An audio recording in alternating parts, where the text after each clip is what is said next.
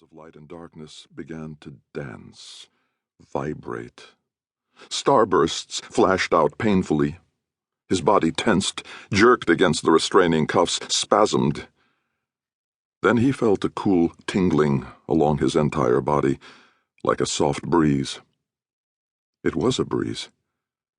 He could feel it rippling the fur along his body. He could hear it as it sighed through the forest. He opened his eyes. He was sitting on his haunches at the top of a hill, sniffing the breeze for danger and food. Hunger was a deep, dull ache within his massive body, but something more than hunger troubled him. Something was wrong, different. He growled, a thunderous rumble that came from deep inside his cavernous chest.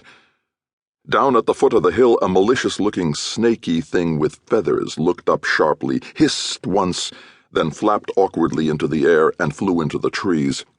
When a wolf-cat growls, all other creatures flee. "He's made contact," Jeff heard somewhere in his brain. But it was a strange, alien voice from far away. It had nothing to do with him. He barely understood the words. He rose from his sitting position, up onto all 6 legs, his claws digging into the grassy soil. Down at the bottom of the hill where the forest began, in there among the trees, there was food. This hilltop was a good place, his special place where he slept and brought his kills to eat. No other beast came to the hilltop when he was on it. And when he left, only the scavengers dared trespass, the lizard hawks with their ugly crooked beaks and the small scampering yellow-eyed jackals whose teeth could crack bones. He trotted majestically down the hillside. 3 tons of wolf-cat, tall at the shoulder as a young tree, lean with muscle and hunger, moving as swiftly and silently as a gray cloud.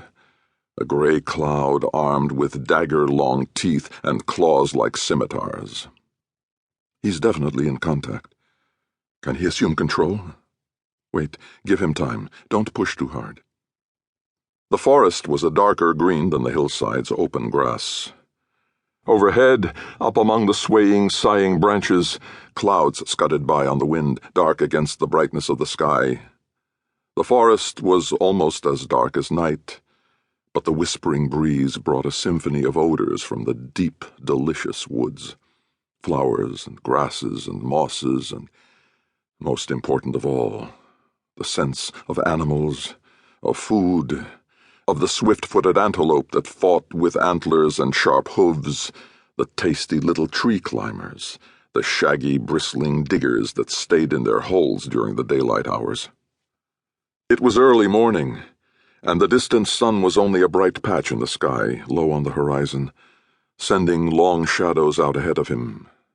He saw his own shadow, the hulking, immense shadow of a young male wolf-cat loping across the meadow grass.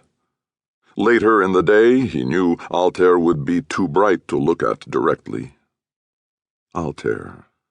The word seemed to belong in his mind, yet it felt odd, alien. Into the forest he stalked, silent as a serpent, claws retracted now, and every sense alert for food or danger. The older wolf-cats, the fully grown males who had many females and cubs, could laze during the day and let their females do the hunting for them. They defended their cubs and their hunting territory, and did little more. Young wolf-cats had to hunt alone until they were strong enough to challenge an adult for one of his younger females. He glided through the underbrush silently, his immense bulk slipping through the trees like a wraith. The stream is where the prey will be. He was downwind of the stream. Already he could smell the antelope drinking there. But they could not catch his scent as he approached. Good. His empty stomach drove him forward. "You're not going to let him stay, and I hadn't intended to, but he seems so well linked with the beast, I'd hate to pull him back now. But it's okay. If he's going to work with the animal, he's got to allow it to eat." Strange sounds, he thought. Buzzings, like insects flitting near. But these buzzings were inside his head.